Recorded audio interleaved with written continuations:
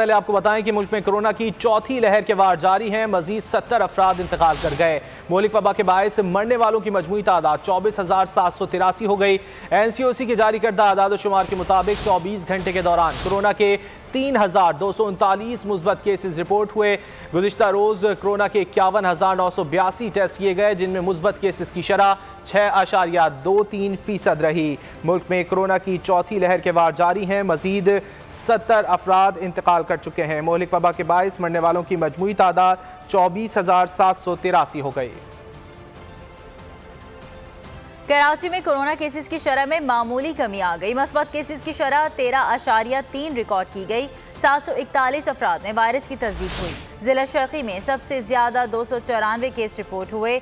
जिला वस्ती में 171, जिला जनूबी में 86 अफराद कोरोना में मुब्तला हो गए। कोरंगी में 82, मलीर में 63, गरबी में 45 अफराद की रिपोर्ट पॉजिटिव आई।